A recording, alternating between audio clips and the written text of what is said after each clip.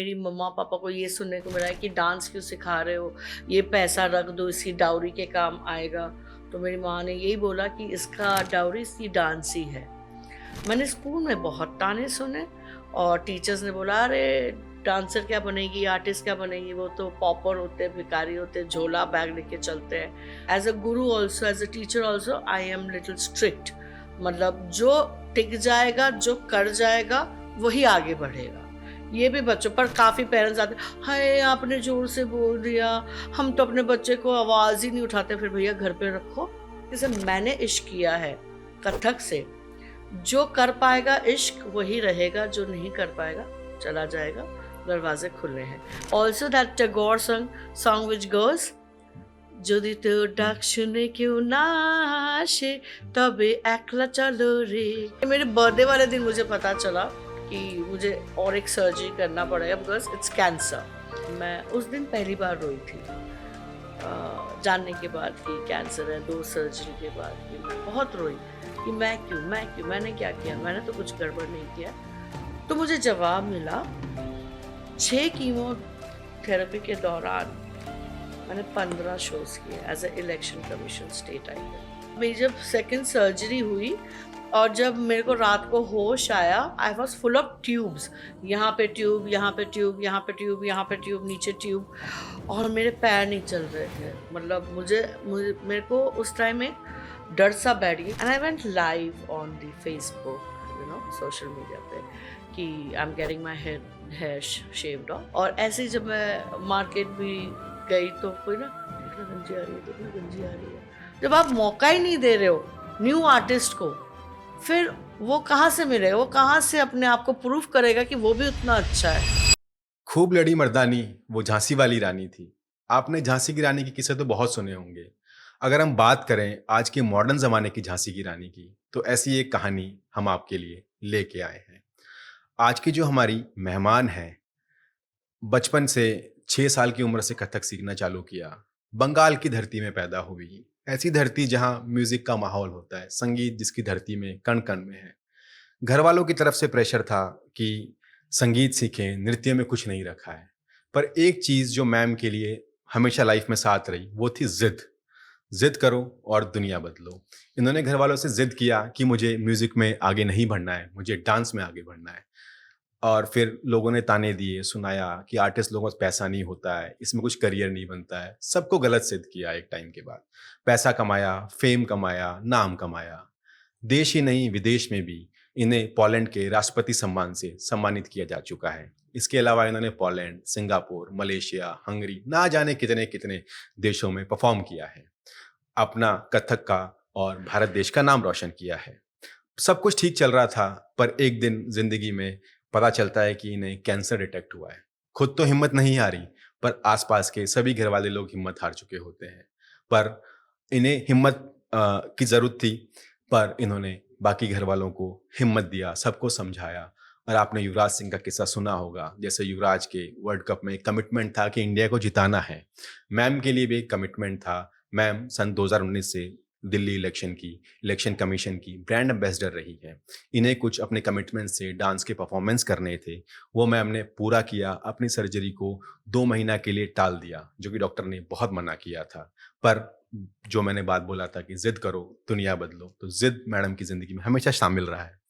और आज हम शुरुआत करते हैं ताल तत्वा की कथक की पॉडकास्ट सीरीज़ में अलकनंदा दासगुप्ता जी, या यूं कहें अलकनंदा कथक जी से।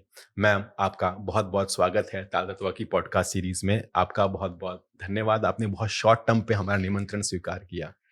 देखो, सबसे बड़ी बात है कि इनविटेशन मिलना ही बहुत बड़ी बात है कि कोई आपको चाहता है, कोई आपसे मिलना चाहता है, आपसे बात करना चाहता है, वो बहुत बड़ी बात होती है। और thank you for this invite and नमस्कार, सत श्री अकाल, आदाब, मस्ती में रहो बिंदास।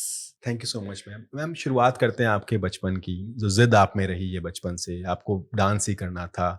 आपने कैसे रियलाइज़ किया है, कोई बच्चा या कोई पेरेंट्स कैसे देख सकता है कि मेरे बच्चे में ये चीज़ है या आगे बढ़ना चाहते हैं इस चीज़ के लिए? तरुण, जो फनी बात है, मुझे लगता है ये मेरे पिछले जन्म से आया है। मैं ज़रूर नूरजहान थी हुँ। या उनके कोर्ट में कोई डांसर थी, और अभी भी मैं कभी आगरा वगैरह जाती हूँ तो मुझे लगता है यहाँ पे मैं नाच रही होंगी। So I think it's a last birth connection. And being Bengali, तो बंगाली घर में म्यूज़िक का तो बहुत ही चर्चा रहता है। And thanks to my parents कि वो हमें, मेरे को और मेरी सिस्टर को, हर वीकेंड कोई ना कोई प्रोग्राम दिखाने ले जाते थे। चाहे वो मैजिक शो हो, चाहे वो तबला हो, थिएटर हो, ऐसे ही वो मुझको पंडित बिरजू महाराज जी के शो पे ले गए। तो मैंने माँ को बोला ये करना चाहती हूँ मैं, this is what I want to do. तो मेरी माँ बहुत ही बिंदास है, एंड वो गई एकदम महाराज जी के पास आफ्टर प्रोग्राम कि मेरी बिटिया तो डांस सीखना चाहते हैं, हमारे घर में कोई डांसर नहीं है, इसको मैं कहाँ ले जाऊँ? तब महाराज जी ने बोला कि इसको आप कथक केंद्र ले जाओ। तो 1980 में मेरी जो जर्नी शुरू हुई है कथक केंद्र से, वो मेरी 14 साल तो वहीं बीती है। रादर बाद में मैंने और भी कुछ साल वहीं पे बिताए, और महाराज जी के कृष्णायनम में मैं छोटी कृष्णा बना करती थी और कालिया दमन में लड़ा करती थी। ऐसे करीब करके मेरी जर्नी आगे बढ़ती गई। रियाज़ काफ़ी करना पड़ता है। I was the scholarship holder, and फिर मुझे 18 इयर्स में नेशनल स्कॉलरशिप मिला मिनिस्ट्री ऑफ कल्चर से। और मैं 16 साल की उम्र में, जहाँ पे गर्ल्स एंड बॉयज़ डेटिंग करते हैं, मूवी देखते हैं, घूमते-फिरते, पार्टी करते हैं, I had started teaching also, because Noida में कोई टीचिंग का नहीं था क्लासिकल का। तो माय मदर वांटेड कि एक कथक केंद्र जैसा, क्योंकि वही माहौल में हम बड़े, तो नोएडा में क्यों नहीं है? तो बहुत लोगों को उन्होंने बुलाया, पर सबने धोखा ही दिया। तो उन्होंने अपनी 16 साल की बेटी को बोला, "चलो डांस सिखाओ, let's open up the school." So 16 साल की उम्र से मैं डांस भी सिखा रही हूँ, and I am just loving it. हाँ, जैसा कि आपने बोला आप डांस सिखा रही हैं, आपने हज़ारों बेटियों को सिखाया है। जी। आपने भी जब सिखाया तो लोगों ने बचपन में आपको बहुत लोगों ने बोला कि इसमें कोई यस, करियर नहीं होता है, यस, क्या करोगे, पैसे कैसे कमाओगे? वो शायद उस टाइम की भी स्ट्रगल थी और आज भी यही क्वेश्चन लोगों के दिमाग में होते हैं। यस। आप सिखाते होंगे जैसे, तो जी, पेरेंट्स आके आपको बोलते होंगे कि बिल्कुल। एक हॉबी के लिए सिखा रहे हैं, हमारा इसमें हाँ, करियर बनता नहीं बिल्कुल। है। तो आप कैसे किसी को कन्विंस करती हैं या लोग कैसे ट्रांसफॉर्मेशन हुए हैं, लोगों को आपसे मिलने के बाद पता चला कि करियर भी इसमें राइट। होता है? ये बहुत हुआ है मेरे साथ। इनफैक्ट मेरी मम्मा-पापा को ये सुनने को मिला है कि डांस क्यों सिखा रहे हो? ये पैसा रख दो, इसकी डाउरी के काम आएगा। तो मेरी माँ ने यही बोला कि इसका डाउरी इसकी डांस ही है। मैं डाउरी नहीं देने वाली हूँ। एक तो प्रोग्रेसिव पेरेंट्स होना बहुत इम्पोर्टेंट है। जब एक बेटी आगे बढ़ती है, उसके पीछे उसके माँ-बाप होते हैं, जो कि बहुत स्ट्रॉन्ग विल्ड होते हैं, तो ये बहुत ज़रूरी है। मैंने स्कूल में बहुत ताने सुने, और टीचर्स ने बोला, अरे डांसर क्या बनेगी, आर्टिस्ट क्या बनेगी, वो तो पॉपर होते हैं, भिखारी होते हैं, झोला बैग लेके चलते हैं। बट कहीं पे मैं बहुत एडमेंट थी। मतलब मेरे माँ बाप को सुनना पड़ा काफी कि अरे तुम्हारी बेटी पागल है, वो डांसर बनना चाहती है, पर मेरे पेरेंट्स काफी स्ट्रांग हैं, और उन्होंने बोला कि नहीं, वो पागल नहीं है, वो आपको प्रूव करके दिखाएगी कि डांसर बनने से लाइफ है। And earning money is all about your intelligence. It's not about just your artistry and your perfection. And if you're good, people will come to, लोग आपके पास आएंगे। मतलब आप सोचिए, एक चाट वाला भी होता है, अगर वो अच्छा है, घर के बाहर आपके खड़ा है, वो भी कमा के अपना पूरी गृहस्थी चलाता है, बच्चों को पढ़ाता है, आगे भी निकलता है। कितने सारे यहाँ पे लोग आगे बढ़े। Same thing in art, if you are good, people will come to you, लोग आपके पास आएंगे। वो कहते हैं ना कि प्यासा कुएं के पास आता है, आपको बस अपना काम करना है। अगर आप उसमें अच्छे हैं तो आएंगे आपके पास लोग। And performances, I have performed all over the world, globally. Poland में मैं 15 साल से सिखा रही हूँ कथक। अभी रशिया में भी मेरे गुरुजी के लिए फेस्टिवल शुरू किया। तो it's all about your hard work, dedication, devotion, and definitely your intelligence. अभी एक बहुत अच्छी बात आपने बोली कि प्यासा कुएं के पास आता है। जी। अगर हम बात करें कि कथक या किसी भी डांस फील्ड में अगर मनी के पर्सपेक्टिव से अगर हम बात करते हैं, इन जी। जनरल लोगों के दिमाग में ये होता है कि हम सिखाएंगे, एक हाँ। एकेडमी खोल लो, वहाँ से एक पैसा आता है। उसके जी। अलावा मे बी और भी स्ट्रीम होते होंगे, लाइक किसी कॉर्पोरेट इवेंट में होता होगा, यस। आप इंटरनेशनली परफॉर्म करती हैं तब होता यस। होगा, कुछ ब्रांड डील्स होती होगी। अगर हम बताएं कि क्या-क्या स्ट्रीम्स होते हैं, आप बताना चाहेंगी दर्शकों के लिए इस बात को? देखिए, ये चीज़ें तो कुछ अपनी तक ही रखनी हुँ, चाहिए, जी। क्योंकि सबकी जर्नी अलग होती है। जैसे जी। मैंने टीचिंग को लिया प्लस परफॉर्मेंसेस लिए, सो सबकी जर्नी अलग होती है। बट देयर इज ऑल्सो मेरे स्टूडेंट्स हैं जो कि स्कूल्स में जॉब कर रहे हैं, they are earning very hmm, well. There are students who are doing performances, उसमें से बहुत अर्न कर रहे हैं, ग्रुप परफॉर्मेंसेस कर रहे हैं, they are earning through that. An artist can be a costume designer, she can hmm, earn from there. She can be a makeup artist also, she can earn from there. काफी लोग choreographies करते हैं, they earn from there. So there are multiple streams of hmm, earning money. पैसा, I always say money is honey, money is hmm. honey. It's important, but how you utilize it and how you move ahead with it, that is also important. So there are many things, many streams that can be, आप उसमें से निकाल सकते हैं और कर सकते हैं। And I think an artist has to be smart enough कि वो अपनी इंटेलिजेंस और अपनी आर्टिस्ट्री को कैसे कंबाइन करके उससे अपना बिजनेस एक्यूमेंशिप डेवलप करे।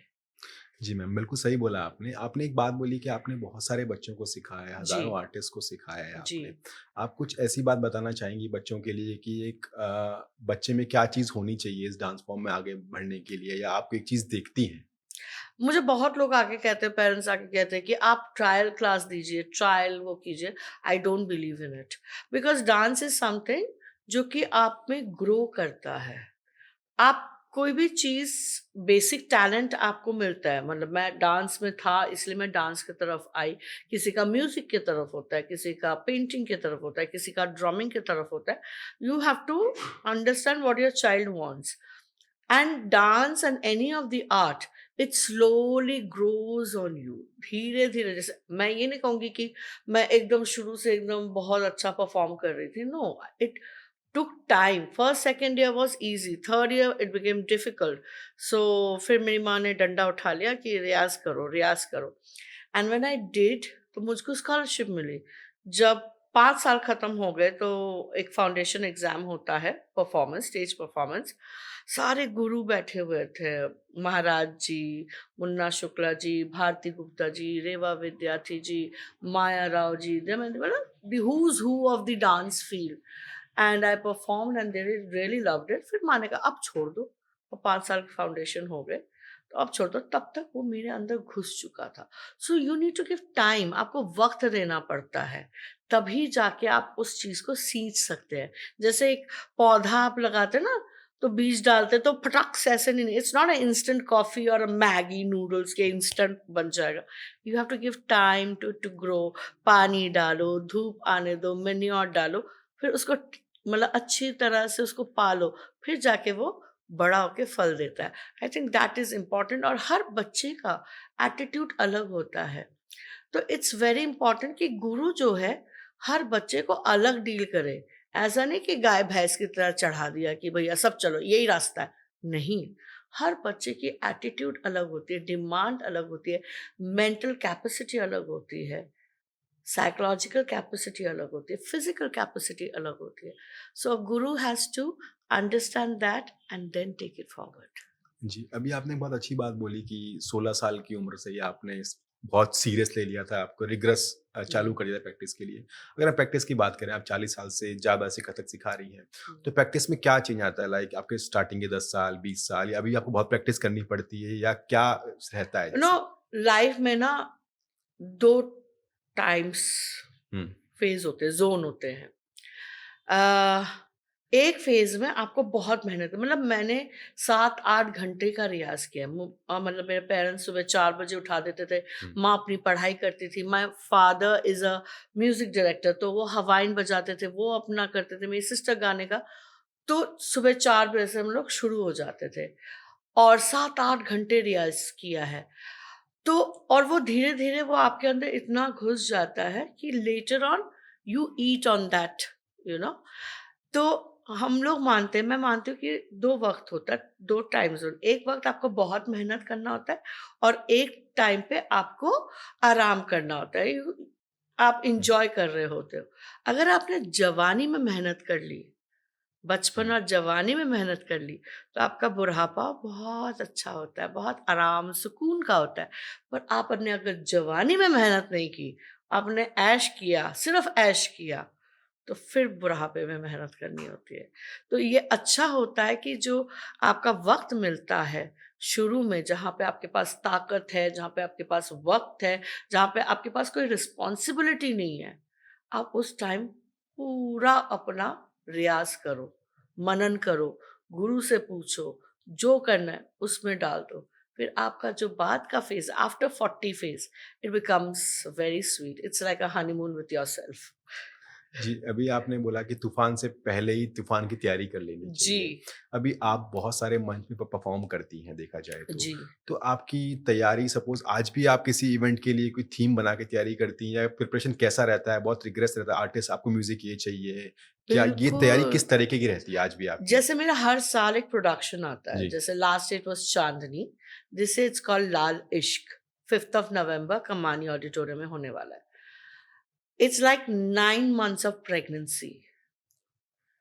पहले महीना जाता है कॉन्सेप्ट बिल्डिंग में कि क्या कॉन्सेप्ट होगा, लाल इश्क से आप क्या समझते हैं।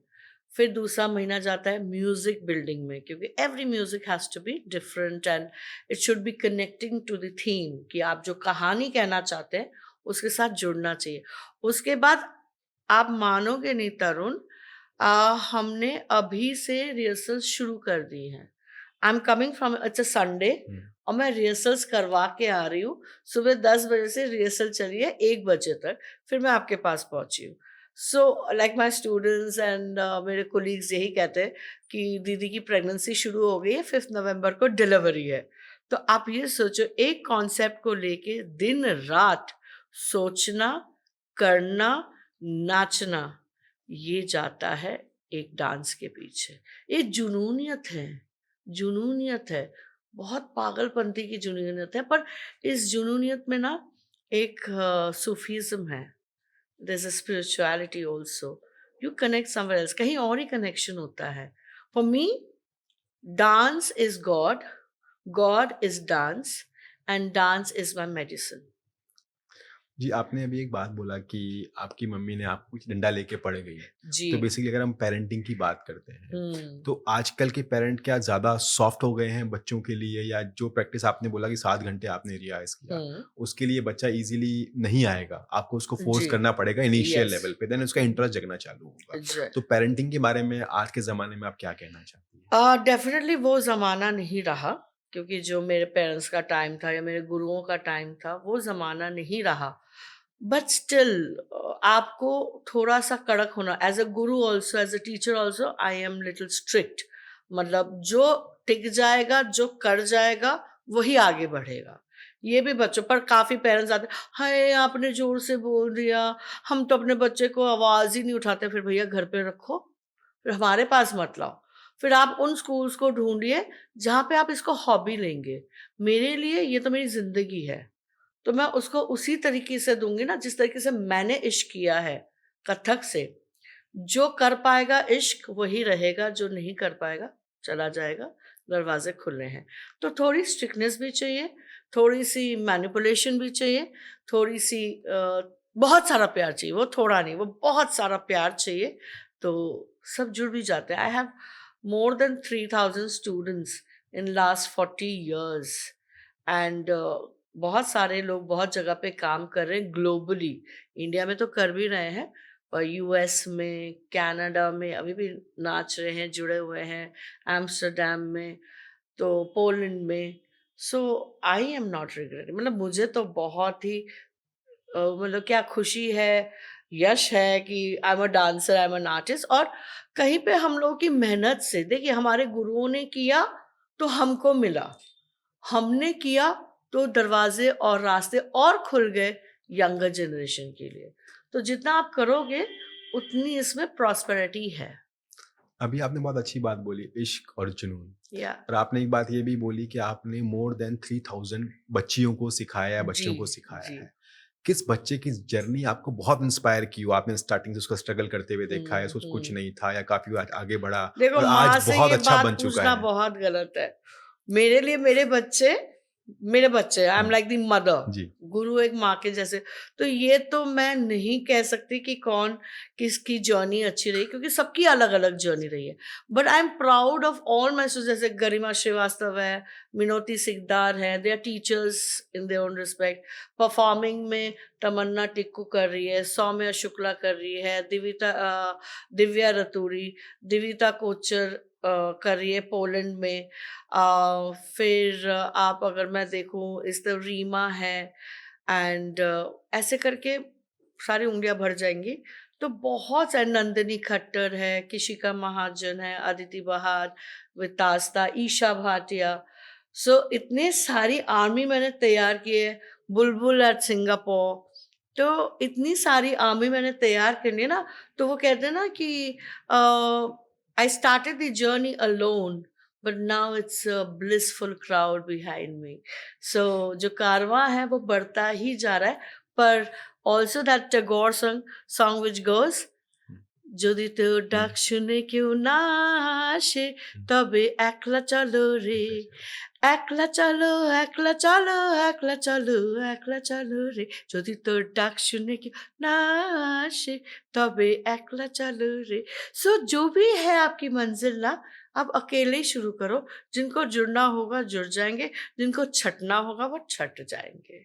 तो अभी हम बात करते हैं कि आपने बहुत सारे इवेंट परफॉर्म किया है। इसके अलावा जी। आप बहुत इवेंट में जज भी रही हैं। तो आप कोई 2 या 3 पैरामीटर बताएँगी बच्चों को, जज के तौर पे आप ये चीज़ें बच्चों में देखती हैं, सपोज़ बच्चों को स्टेज पे ये चीज़ों का ध्यान रखना चाहिए? राइट। देखिए, सबसे बड़ी बात है, एनर्जी लेवल स्ट्रांग रखनी चाहिए। Whenever you are performing, आपकी जो ताकत है वो आपको पूरा देना चाहिए। दूसरी बात है, बहुत लोग एक्सप्रेशंस पे नहीं फोकस करते, पर expressions are 50% of the dance. अगर आपने यहाँ से कैप्चर कर लिया लोगों को, तो उससे ज्यादा कोई मजेदार बात ही नहीं है। क्योंकि फिजिकल जब आप नाचते हैं वो एक दूरी रह जाती है। और स्पेशली कथक, कथक आया है कथा वाचन से, जी। Story telling. कथा कहे सो कथक कहलावे। सो आप समझ पा रहे हो कि जैसे ये आपका चलता है, वैसे ही ऑडियंस अट्रैक्ट हो जाती है। अगर मैं छोटा सा करूं, मैं तो खेलूंगी ओ नहीं से, हो रे गुइया, मैं तो खेलूंगी। तो वही थीम से ऑडियंस अट्रैक्ट। तो अभिनय करना बहुत जरूरी है।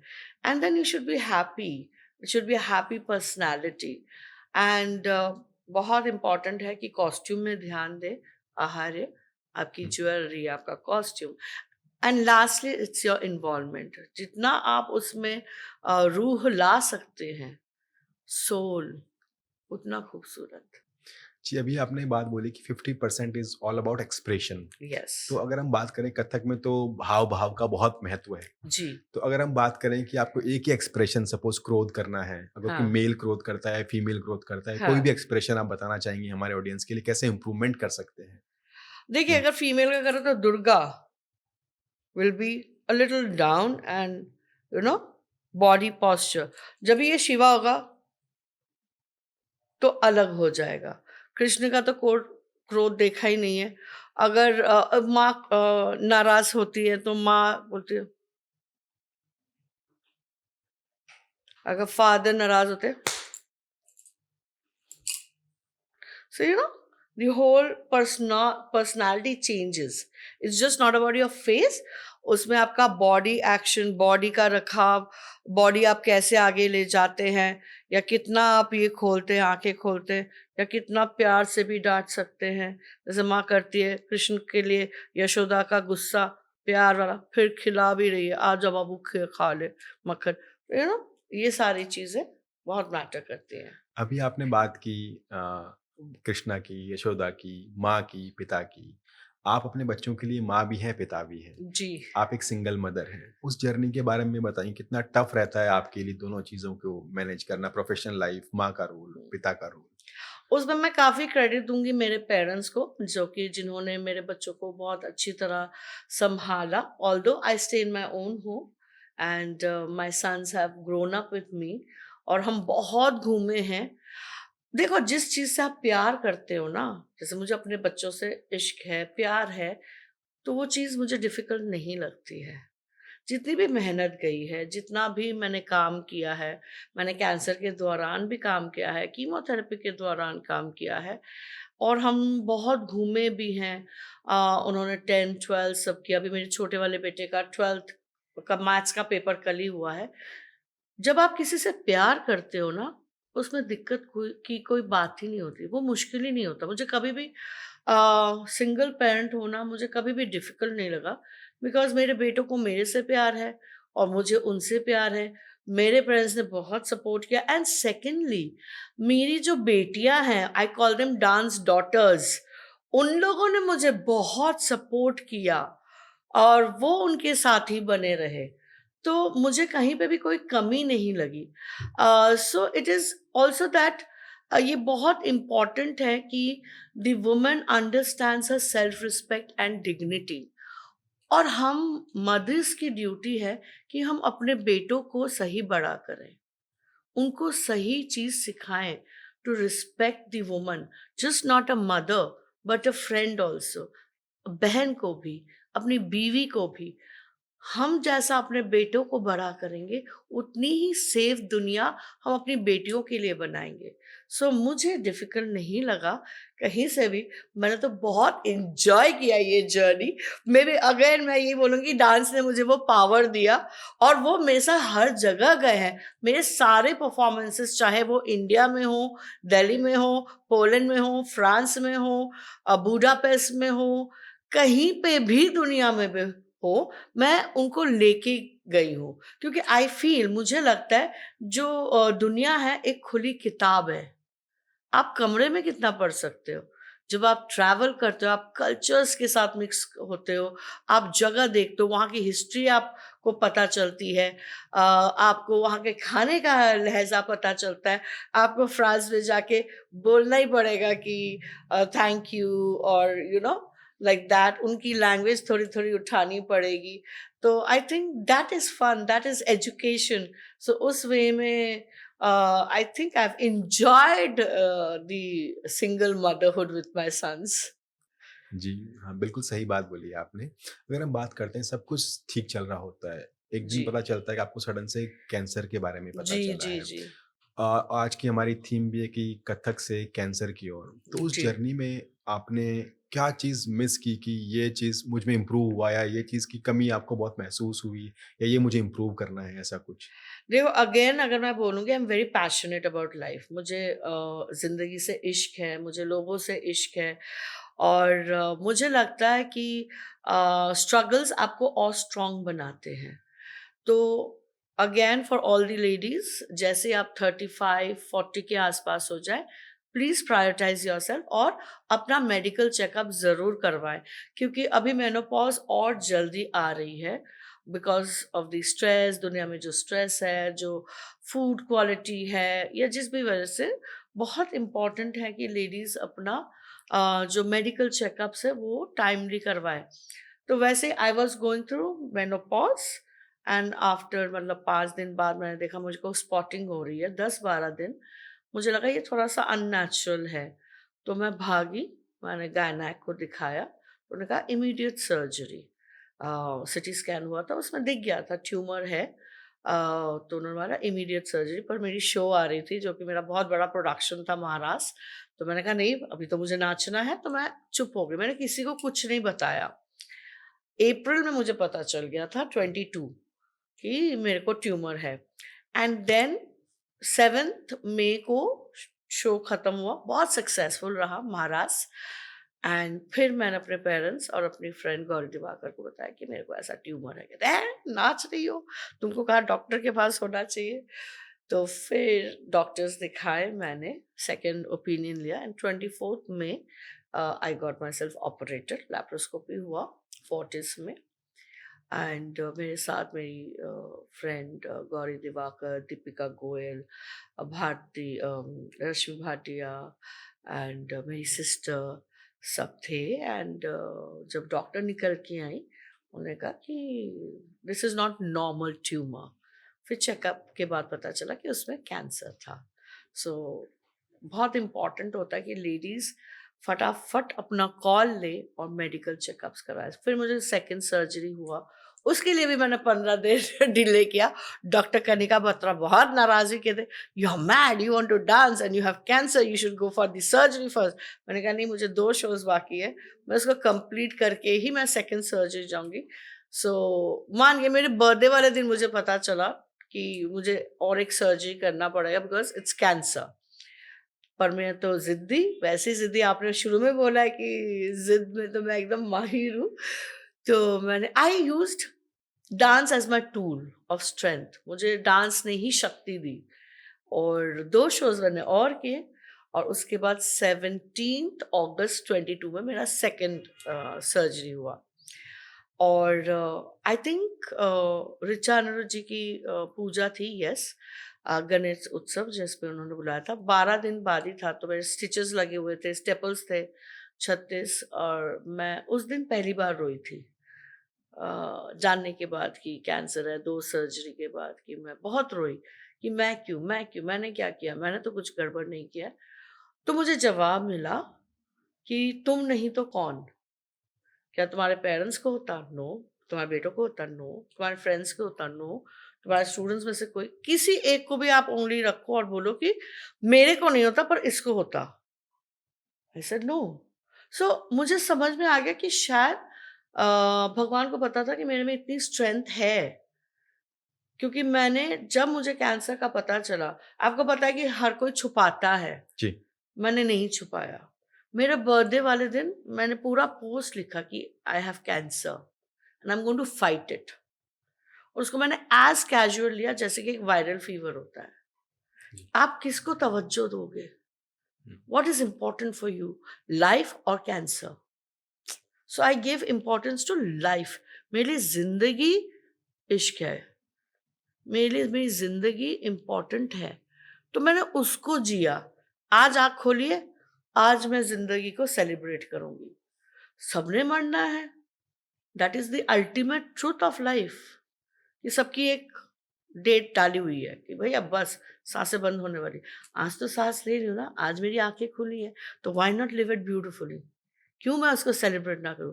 सो दैट डे, और मैं उस दिन नाची भी, पूरा बेल्ट लगा हुआ था मेरा, स्टिचेस था, मैं खूब नाची उस दिन, पूरा सूफियाना नाची उनके घर पे, ऋचा जी के घर पे, एंड जस्सी वॉज सिंगिंग। उससे पहले मैं चुपचाप बैठी हुई थी। जैसे ही मुझे वो अपनी आंसर मिला, मुझे अपना जवाब मिल गया, मैं एकदम बिंदास। और ऐसे भी मैं अपने गुरु को सरेंडर कर चुकी थी कि भैया तुमने ही दिया है गुरु जी, अब तुम ही ठीक करोगे। और 6 कीमोथेरेपी के दौरान मैंने 15 शोज किए as a election commission state icon new Delhi की। So life has to go on, the show must go on, and look I am here today, the show is going on. चलिए, आपने cancer की journey की बात की। जी, chemo बहुत painful होता है, जी, तो उसमें कई बार होता है कि बॉडी पार्ट महसूस नहीं होते हैं या नम हो जाते हैं। लाइक आपके बिल्कुल। पैर अगर नम हो गए तो आपको लगता है कि मैं कथक नहीं कर पाऊंगी। ऐसा कोई एक्सपीरियंस आपको रहा? हाँ, बिल्कुल, मतलब मेरी जब सेकंड सर्जरी हुई और जब मेरे को रात को होश आया, I was full of tubes. यहाँ पे ट्यूब, यहाँ पे ट्यूब, यहाँ पे ट्यूब, यहाँ पे ट्यूब, नीचे ट्यूब, और मेरे पैर नहीं चल रहे थे। मतलब मुझे मुझे मेरे को उस टाइम एक डर-सा बैठ गया कि मेरे पैर क्यों नहीं चल रहे हैं।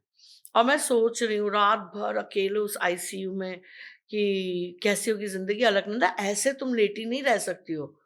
बस तुमको उठना है और तुमको चलना है और फिर नाचना है सारी रात। जैसे ही सुबह डॉक्टर आई तो मैंने कहा why are my legs moving, क्या हुआ? तो उन्होंने कहा कि यहाँ पे जो आपका ट्यूब गया है उसमें एक ऐसी दवाई है पेन किलर की कि वो आपके पैर नम करे। मैंने कहा उसको हटाओ या कम करो। कहता मर जाओगी तुम उस दर्द से। मैंने कहा जो भी है, मुझे अपने पैर वापस चाहिए, I want senses in my leg. तो उन्होंने कम किया एंड जो दर्द था वो तो 10 टाइम्स ज़्यादा बढ़ गया, पर मुझे था कि मैं बर्दाश्त करूँगी, क्योंकि 1.5-2 घंटे बाद मेरे पैर में जब होश आया तो लेटे-लेटे मैंने बेड में किया ता थई थई तत आ थई थई तत।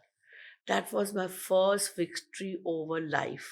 मुझे लगा कि मुझे ज़िंदगी में मैंने जीत हासिल कर ली क्योंकि मेरे पैर चल रहे हैं। और उसी के बाद मैंने इलेक्शन कमीशन के जो धड़ाधड़ शोज़ किए, उसमें मुझे ये भी पता था कीमोथेरेपी के टाइम कि मैं बाल गिरने वाले हैं, और लकीली मैं फर्स्ट कीमो के बाद हरिद्वार गई थी, और तीसरे दिन बाल के गुच्छे बिस्तर पे थे, तो मैंने अपने बेटे को बोला, छोटे वाले को, कि should I get my self shaved, मेरे बाल गिरना शुरू हो गए हैं। तो उसने कहा हाँ mamma go, and that's why I say my sons are my strength also. You know it's not easy for them to see their mother गंजा। और हम लोग बचपन में एक वो हुँ, जोक नहीं मारते, गंजू पटेल तेरी हुँ, खोपड़ी में हुँ, तेल, आधा पानी आधा हुँ, तेल, गंजू पटेल। स्कूल में तो मतलब जी, छेड़खानियां होती थी इसी बात पे। तो उसने कहा हाँ जाओ, so I took a took took and I went to the river side, Ganga के पार में। मैंने बोला कि उस तरह लगाओ भैया, तो नहीं नहीं नहीं, मैंने कहा लगाओ तुम। And I went live on the Facebook, you know social media पे, कि I am getting my hair shaved off because chemotherapy का असर दिखना शुरू हो गया, and I don't want to see every day की चंक चंक निकल रहे हैं। तो मैंने करवाया, and I said I love myself, don't I look beautiful. और ऐसे करके मैं शाकाल खुश हुआ। सो बहुत लोगों ने उसको मेरे को सपोर्ट किया, एंड आई बिलीव कि अगर आप खुद को एक्सेप्ट कर लो तो पूरी दुनिया आपको एक्सेप्ट करती है। अगर आप अपने आप को एक्सेप्ट नहीं कर पाते हो तो दुनिया आपके ऊपर थोड़ा-सा आपको अलग ही रखती है। और ऐसे ही जब मैं मार्केट भी गई तो कोई ना, देखना गंजी आ रही है, देखना गंजी आ रही है। तो मैं उनके पास अरे बताओ मैं अच्छी नहीं लग रही हूँ? अच्छी लग रही हूँ ना गंजी? तो वो लोग भी इतना वो हो जाते थे, हाँ मैडम आप बहुत अच्छी लग रही हो, बहुत अच्छी लग। मैंने बोला ना सुंदर लग रही हूँ ना मैं। तो I made it such a easy thing for my self, और दूसरों के लिए भी इतना ईज़ी कर दिया कि मुझे कुछ फ़र्क नहीं। मैं नाचते-नाचते भी ऐसे टोपा खोलती थी और लोग वू हुँ, करके चिल्लाते थे एंड चीयर अप करते थे। अभी भी महाशिवरात्रि हुँ, में, क्योंकि मेरा 3rd सर्जरी हुआ एंड कीमो किया तो फिर से बाल गए, और शिवरात्रि में परफॉर्मेंस थी और टोपा खोला और ऐसे ही नाची तो सब। एंड मुझे लगा उस टाइम पे कि भगवान ने शायद मुझे चुना, बिकॉज़ मेरे पास बहुत डीएम्स आते हैं, बहुत कॉल्स आती हैं कि आप ऐसे कैसे जी रहे हो? हमें भी कैंसर हुआ है, हमारी भी कीमो चल रही है, हमारे भी बाल, पर हम ऐसे नहीं जी पा रहे। मैंने कहा जस्ट गो ओपन अप, डरो मत, अपने से भी मत डरो, लोगों से भी मत डरो। Accept whatever has happened and God will take you out, and I honestly believe God helps those who help themselves. अभी आपने बोला लाइक शाकाल का एग्ज़ाम्पल दिया हाँ, या आपने बोला एक्सेप्टेंस अपने आप को एक्सेप्ट जी, करो। जी, आजकल हम बात करते हैं कि बहुत बुलिंग होता है स्कूल्स में, जी, बच्चों पे होता है, जी। आपके भी बच्चे हैं, आपने अपने बच्चों को क्या सिखाया? इन जनरल बच्चों को आप क्या बोलना चाहेंगी कि इससे कैसे हम बच सकते हैं? ऐसे इफ़ेक्ट को कैसे कम कर सकते हैं? देखिए, इसमें सबसे ज़्यादा ज़रूरी है पेरेंट्स का सपोर्ट। जब मैं बच्ची थी तो मैंने भी बहुत सारी चीज़ें सुनी, और टिल द एज ऑफ 16-17 मैंने सुना। पर सबसे ज़्यादा सपोर्ट चाहिए होती है पेरेंट्स की। पेरेंट्स बच्चों से बात करें, उनसे उनको वक़्त दें। अ, हर रोज़ ही बात करें, क्या चल रहा है, क्या कर रहे हो, क्या अच्छा लग रहा है, क्या नहीं अच्छा लग, कहीं पे हम वो टाइम नहीं दे पा रहे अपने बच्चों को, और कहीं पे हम अपनी स्टेटस के बारे में सोचते हैं। अरे फलाना स्कूल उसका फ़ीस ज़्यादा है, पर आपको नहीं पता कि आपका बच्चा किस दौर से गुज़र रहा है। आप वहाँ पे अपना स्टेटस देख रहे हैं, आपने बच्चे की नहीं देखी है कि उसकी क्या ज़रूरत है। तो एक्चुअली शुरुआत वो घर से होती है, वो माँ-बाप से होती है, कि वक़्त बच्चों को दें, उनसे बात करें, क्या हो रहा है, क्या नहीं। जैसे मैंने अपने बच्चों को कभी मार्क्स के लिए प्रेशराइज़ नहीं किया। मैंने लोगों को देखा है, अरे 90%, 95%, घंटा! कौन पूछ रहा है आज हमें अब हमारा परसेंटेज? तो आप क्यों स्ट्रेस डाल रहे हो अपने बच्चे पे कि इतना ही लाना है? क्योंकि आपको लोगों को बताना है, हो मेरे बेटे को तो 95 मिला, 96 मिला, और वो अंदर से टूट रहा होगा आपका बच्चा। आप उसको खुशी क्यों नहीं देते हो? आप उसको क्यों नहीं बोलते? मैं अपने बच्चे को बोलती हूँ, और मैंने स्कूल में लड़ाइयाँ की हैं, अपने बच्चों के स्कूल में लड़ाइयाँ की हैं। कि don't you dare mess with my child, because मुझे पता था कि मेरे साथ क्या हुआ, और मेरे पेरेंट्स मेरे साथ स्ट्रॉन्ग खड़े हुए। तो मैंने भी जाके खूब लड़ाइयाँ की। मैंने कहा अगर आपको प्रॉब्लम है, अगर आपको फ्रस्ट्रेशन है एज़ अ टीचर, आपको अभी रिज़ाइन करना चाहिए। Sit back at home, sit back at home.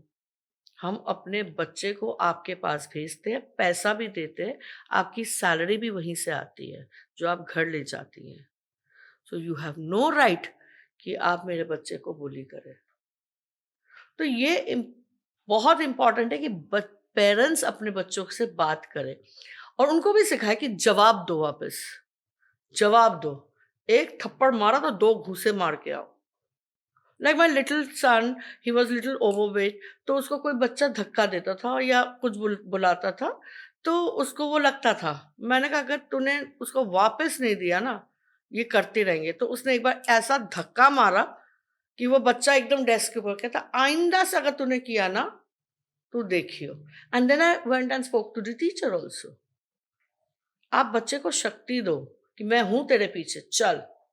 वो ना, वो जो बच्चा होता है ना, कब ऐसे तन के चलता है, क्योंकि पीछे पता है शेरनी खड़ी है। सो मैं अपने बच्चों के लिए शेरनी हूँ, तो शेरनी बनिए ना, शेर बनिए अपने बच्चे के लिए। आप लड़िए, उसको सिखाइए लड़ना। ये बहुत, मैंने बहुत टॉपर्स को देखा है सेल्फिश, शेयरिंग सिखाए नहीं माँ बाप ने। तो किस टाइप का सोसाइटी आप बना रहे हैं? Humanity is the first virtue. इंसान तो बना ही नहीं पा रहे हो, रैट रेस का चूहा बना रहे हो भाई। मुझे कोई कहता ना कि नहीं आपको, आप तो एकदम बहुत अच्छा करे, मैंने कहा मैं वो रैबिट और टॉर्टॉइस का जो स्टोरी है ना, उसकी टॉर्टॉइस हूँ मैं किसी भी रेस में नहीं हूँ। मैं जिंदगी को अच्छी तरह इंजॉय करती हूँ, इधर देखती हूँ, उधर देखती हूँ, आराम से मंजिल पहुंच जाऊंगी। मंजिल मेरी वो नहीं है, अल्टीमेट नहीं है, वो जर्नी अल्टीमेट है। जी, अभी आपने बात की शेरनी की या नारी जी। शक्ति की, ये चीज़ें आपके व्यवहार में है। जी। ये बचपन से एक आपने बोला कि आपकी माँ का इन्फ्लुएंस आपकी लाइफ में बहुत था, वहाँ से बहुत। आया या हालात ज़िंदगी में ऐसे रहे, उसने आपको ऐसा बनाया? देखिए, इन्फीरियरिटी कॉम्प्लेक्स से मैं भी जूझी हूँ और मेरे पेरेंट्स में मेरी माँ जो है बहुत स्ट्रॉन्ग एंड स्ट्रिक्ट है, पर एक कोल्ड कंबल भी चाहिए होता है, वो मेरे पापा है। मतलब मैंने बहुत सारी चीजें पापा से मांगी। In fact to be very honest, मैंने सैनिटरी पैड भी मेरे पापा से ही मांगा था। तो फादर भी ऐसे होने चाहिए जो बेटियों को समझे। सो दोनों का कॉम्बिनेशन मेरे पास बहुत अच्छा है। माँ का टाइग्रेस होना और पापा का एक सॉफ्ट क्विल्ट होना, दोनों चीजें चाहिए होती हैं। हाँ, उसके बाद है कि जिंदगी के तजुर्बे ने मेरे को बहुत स्ट्रांग बना दिया। और मैं एक चीज बिलीव करती हूँ, खुद ही को कर बुलंद इतना, खुद ही को कर बुलंद इतना कि हर तकदीर से पहले खुदा बंदे से खुद पूछे, बता तेरी रजा क्या है, बता तेरी रजा क्या है, बता तेरी रजा क्या है। That's what I believe in. अभी आपने बात की अपने पिताजी की, उनका एक संगीत में काफ़ी इंटरेस्ट रहा है, वो खुद संगीतकार रहे हैं, जी। आपका भी संगीत में बहुत इंटरेस्ट है। जी अगर आप हमारे दर्शकों के लिए एक आपका कोई फ़ेवरेट गाना हो, वो सुनाना चाहेंगी अगर आपको? बिल्कुल, मेरे फादर मिस्टर गौतम दास गुप्ता, वो गिटारिस्ट हैं, हवाइन गिटार, जो कि आजकल बहुत कम सुनाई देता है। हंड्रेड्स ऑफ एलपीज़ हैं और टी सीरीज़ में गुलशन कुमार जी के साथ उन्होंने बहुत काम किया। कुमार शानू, बाबुल सुप्रियो, हेमंत कुमार जी, साधना सरगम, सोनू निगम, इन सभी को गवाया है उन्होंने। तो शायद उनका वही था कि बेटियां भी सिंगर बने। सो मुझे जो गाना बहुत अच्छा लगता है वो है, बड़े अच्छे लगते हैं ये धरती, ये नदियाँ, ये रहना, और और तुम, हम तुम कितने पास है, कितने दूर है चांद सितारे। सच पूछो तो मन को झूठे लगते हैं ये सारे, मगर सच्चे लगते हैं ये धरती, ये नदियाँ, ये रहना, और तुम। Thank you. अभी आपने बात किया दिल्ली इलेक्शन कमीशन की, आप ब्रांड जी। एम्बेसडर रही हैं, जी। आप स्वच्छ भारत अभियान से जुड़ी हुई हैं। जी। अगर हमारा कोई बच्चा या कोई ऐसा आर्टिस्ट जो कि 10 साल से परफॉर्म कर रहा है, सीनियर आर्टिस्ट है, ऐसे ऑर्गेनाइजेशन से या संस्थाओं से या सरकार से कैसे जुड़ा जाता है? कैसे अप्रोच होती है? वो आपको अप्रोच करते हैं या क्या करना होता है? नहीं, बेसिकली जब आपका काम देखते हैं तो वो आपको अप्रोच करते हैं, और मेरे खातिर ये अच्छा रहा मेरे लिए कि I love doing public speaking.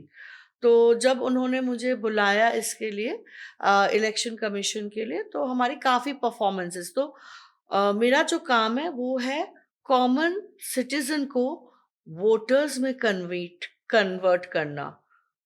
सो मेरे को परफॉर्मेंस के दौरान यंगस्टर्स से बात, जैसे डिफरेंट डिफरेंट कॉलेजेस में, जैसे मैंने कहा 15 शोज मैंने किए, तो डिफरेंट डिफरेंट कॉलेजेस में और डिफरेंट डिफरेंट पब्लिक स्पेसेस में मैंने परफॉर्म किया। तो डांस देखने सभी आगे आते हैं क्योंकि अच्छा लगता है कि डांस है, म्यूजिक इतना सुंदर बज रहा है, सो अट्रैक्ट होते हैं। एंड वो वक्त होता है जहाँ पे मैं उनसे बात करती हूँ कि हर कोई आर्मी में नहीं हो सकता, हम सब अपनी देश की सेवा करना चाहते हैं, है ना? तो हर कोई आर्मी में नहीं घुस सकता। मैं अपनी देश की सेवा कर रही हूँ अपने कल्चर को आगे बढ़ाने में और उसको देश विदेश ले जाने में। ये भी एक देश की सेवा है कि आप उसके धरोहर को, उसका जो हेरिटेज है, उसको आप सामने लाए। तो उसी वे में हम जब वोटर बनते हैं और हम जब अपनी सरकार चुनते हैं, वो भी एक सर्विस है टू द कंट्री, क्योंकि आप सही सरकार चुनेंगे तो आपका देश प्रोग्रेस करेगा। अगर आप सोचते नहीं भैया इससे क्या फायदा है, इसमें मेरे को क्या फायदा है कि मैं जाके वोट दूं, फिर आप ग्रज नहीं कर सकते हो कि देखो सड़कें खराब हैं, वो बिजली नहीं आ रही है। आपने चुना नहीं, आपने वो वक्त नहीं निकाला कि आप जाके अपनी सुबह को जाके आप अपना वोट कास्ट करें और फिर दिखाएं कि हाँ मैं एक जिम्मेदार सिटीजन हूं।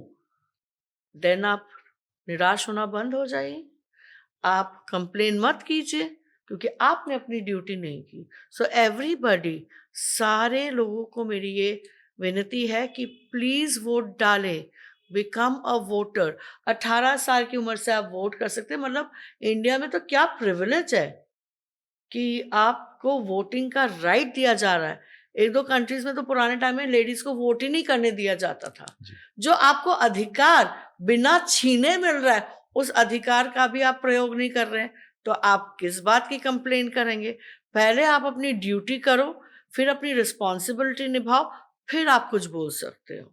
सो एज अ दिस थिंग, ये ऑर्गेनाइजेशन का होता है, गवर्नमेंट का भी नहीं होता, because you have to be neutral government. वो वोटर्स पे डिपेंडेंट है, वो लोकतंत्र पे डिपेंडेंट है, वो लोगों के ऊपर है कि वो किसको वोट करेंगे, पर वोट कीजिए, वो आपकी जिम्मेदारी और आपका अधिकार है। So this is not something that हम चूज करते हैं, वो चूज करते हैं कि कौन उनका लायक वोटर स्टेट आइकन बनेगा कि जो वोट के लिए अपील कर सके। जी। आपने बात की सरकार की, अगर जी। हम बात करते हैं कि आपको suppose ministry of culture department का जी। आपको हेड बना दिया जाए, तो आप जी। आर्टिस्ट आप तो बड़ी आर्टिस्ट हैं, कई आर्टिस्ट छोटे भी हैं जिनके लिए सर्वाइवल भी एक इश्यू रहता है। जी। तो आप गवर्नमेंट से क्या उम्मीद करती हैं उन आर्टिस्ट के लिए कि ये पॉलिसी में चेंज होना जी। चाहिए इस तरीके का कुछ? देखिए, गवर्नमेंट अपनी तरफ से काफ़ी काम कर रही है, पर मुझे ये लगता है कि फेयर चांसेस नहीं मिल रही हैं सबको, यू नो। तो जैसा आपने कहा कि मैं बड़ी आर्टिस्ट हूँ या कोई भी बड़ा आर्टिस्ट है, वो नाम ज़्यादा कैश करता है, पर बड़ा कोई तभी बनता है जब उनको मौका मिलता है। तो मेरा कहना होगा कि अगर मैं मिनिस्ट्री में घुसी, तो मैं जाके देखूँगी कि कौन काम कर रहा है। उस नई जनरेशन को भी चांस देना चाहिए। Old is gold, but when will new become old so that they also become gold?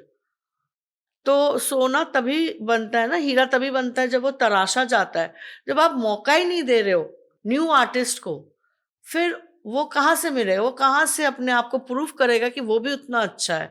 So as a devoted classical artist और a musician, I would like to give fair chances to everybody. अगर मेरे पास 100 लड्डू हैं, मैं 50-50 दो बड़े dancers को नहीं दूँगी या 2 बड़े म्यूज़िशियंस को नहीं दूँगी। मैं कोशिश करूँगी सभी को एक जायज़ मौका मिले, क्योंकि जो नाम बना चुका है, उसको तो मौके मिलेंगे ही। तो उनको भी दो ना, जो आगे आपके आगे भी इस कला को आगे ले जाए। हम तो कोई अमर नहीं है, हर कोई मरेगा, तो हर किसी को मौका दीजिए कि वो अपनी कला को, अपनी देश की सेवा कर सके। जी। अभी आपने बात की न्यू जनरेशन की। जी। आप 40 साल से कथक हुँ, सीख रही हैं, हुँ। आपने बहुतों को सिखाया भी है। जी, तो आपने पिछले 40 साल में क्या ट्रांसफ़ॉर्मेशन कथक डांस में देखा या गुरु जी। शिष्य परंपरा को कैसे बदलते देखा है? नई जनरेशन से आपकी क्या उम्मीद है? देखो, new generation is very smart. मैंने जब कथक केंद्र में 1980s में लिया था, तो I think we were only 10 people जो आगे जर्नी को लेके जा रहे थे। By the turn of 14 years मैं अकेली निकली थी अपने कोर्स में से। अभी काफ़ी लोग अवेयर हो गए हैं और अपने कल्चर के साथ जुड़ना भी चाहते हैं। प्लस जो बेस्ट चीज़ है कि कॉलेजेस एक कोटा देती है क्लासिकल आर्टिस्ट को, स्पोर्ट्समैन को, म्यूजिशियंस को, तो उसमें भी आपको आगे मिलता है। इवन इंटरनेशनली भी अगर आपने प्रॉपर सर्टिफाइड कोर्स किया है, मेहनत की है, तो इंटरनेशनली भी आपको एडमिशंस में काफ़ी हेल्पफुल होता है। जो यूनिवर्सिटीज़ हैं वो काफ़ी काम करे, चाहे वो गंधर्व यूनिवर्सिटी हो, प्रयाग, भातखंडे, सब बहुत अच्छा काम कर रहे हैं। सो मौके बहुत लोगों को मिलता है। एंड आजकल की जनरेशन बहुत स्मार्ट है, बहुत ही स्मार्ट है। They know what they want, उनको पता है उनको क्या चाहिए, लाइफ में आगे कैसे करना है। और अगर उनको सही गुरु मिल गए, सही मार्गदर्शन मिल गया और पेरेंट्स सपोर्टिव मिल गए, तो वो बहुत आगे लेके जा सकते हैं। सो आई वुड से आज गुरु शिष्य परंपरा में देखिए डिपेंड करता है कि आपने क्या दिया है। अगर मैंने आपको प्यार से सिखाया, जिसमें डाँट भी पड़ी है, वो माँ भी डाँटती है। अगर आपने किया है, वो फाउंडेशन स्ट्रॉन्ग बनता है। पर अगर आपने वो चीज़ नहीं दी है, तो फाउंडेशन स्ट्रॉन्ग ज what you give you will get. आप जैसा बीज बोएँगे वैसे ही आपको पेड़ मिलेगा। तो इट्स गिव एंड टेक। इसमें हम रिलेशनशिप्स के बारे में हम कोई श्योरिटी नहीं कह सकते कि पुराने वाले अच्छे थे हम लोग या नए वाले अच्छे हैं। It doesn't matter, people change, लोग बदलते ही हैं। तो वो तो सर्कमस्टेंशियल है, बट फिर भी मैं कहूँगी मैं तो बहुत खुश हूँ भाई मेरे बच्चों से, मेरे स्टूडेंट्स से। So I am very happy and I hope they are happy. अगर मेरे साथ 30 सालों से, 35 सालों से जुड़े हुए हैं, इसका ज़रूर मैंने कुछ सही किया होगा लाइफ में। जी, आपने बात की स्टूडेंट्स की, एक गुरु शिष्य परंपरा की। आपका भी इवेंट नवंबर में इस साल होने वाला है। कोई बच्चा अगर आपसे जुड़ना चाहता है तो कैसे जुड़ सकता है? जैसे आपकी अकेडमी से या कुछ डाउट किसी बच्चे को अगर लाइफ में करियर के रिगार्डिंग कुछ है, तो कैसे आपसे जुड़ सकता है? आजकल तो मीडियम बहुत ईज़ी है ना तरुण। जी। सोशल मीडिया, फ़ेसबुक, मेरा फ़ोन नंबर बहुत ज़्यादा फ्लैश्ड है, ग्लोबली फ्लैश्ड है। तो किसी भी टाइम आप मुझको व्हाट्सएप करेंगे या मैसेज डालेंगे, आपको जवाब मेरे से ज़रूर मिलेगा। जी। ऐसा नहीं है कि मैं किसी को जवाब नहीं देती, कुछ टेढ़े मर्दों को नहीं देती। बाकी जो भी रिलेटेड टू डांस है, कैंसर है, एटीट्यूड है, मैं उसका जवाब ज़रूर देती हूँ। एंड सेकेंडली मुझे लगता है कि सही एकेडमी ढूँढना बहुत ज़रूरी है। जी। जो पेरेंट्स हैं वो एजुकेशन के लिए, एकेडमिक्स के लिए तो सही एकेडमी ढूँढते हैं या सही गुरु ढूँढते हैं, पर not for art and culture. So again यहाँ पे बहुत इम्पोर्टेंट रोल करते हैं पेरेंट्स का, कि वो सही गुरु चूज़ करें, तभी जाके बच्चा आगे बढ़ सकता है। जी, अभी आपने बात की सही गुरु या सही अकेडमी। आपके हिसाब से 2-3 पैरामीटर पेरेंट्स के लिए क्या होने चाहिए इसको जज करने के लिए? बिकॉज़ उनको भी अवेयरनेस नहीं है। सबसे बड़ी बात है कि आप देखिए कौन परफॉर्मिंग आर्टिस्ट है, कौन एक सिलेबस फॉलो कर रहा है, कौन किस तरीके की डिग्री दे रहा है। आप बहुत ऐसे मेरे यहाँ पे आते हैं, मेरी 1 घंटे की क्लास आराम से 1.5 घंटे की हो जाती है। कौन गुरु वक़्त दे रहा है ना? जी। I don't run after too many shows because I know my students are waiting for me. So मैं बहुत चूज़ करके अपने आप को प्लेस करती हूँ, मोर इंटरनेशनली मैं ज़्यादा करती हूँ, so that I can give time to the students.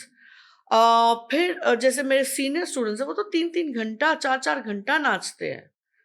तो ये आपको देखना पड़ेगा कि क्या कौन मेहनत कर रहा है और कौन ऑथेंटिक आर्ट आपको दे रहा है। वो इम्पोर्टेंट है। जी, आज हमने बात की कथक की, कैंसर की, नारी शक्ति की, झांसी की रानी की। एक ऐसी इंस्पिरेशन मैम हमारे साथ थी आज। हमें आपसे बात करके बहुत अच्छा लगा ma'am. Thank you so much. Thank you so much. And please, I say three P's in life. That is peace for yourself, your soul. Secondly, find a passion कि जो आप जॉब के अलावा कर सकते, जो आपको खुशी दे. And third, pay your premiums on time, क्योंकि आप प्रीमियम देंगे मेडिकल ट्रीटमेंट का तो you get the best medical facilities. So please remember the three Ps. Thank you. Thank you नमस्कार. So much. Thank you so much.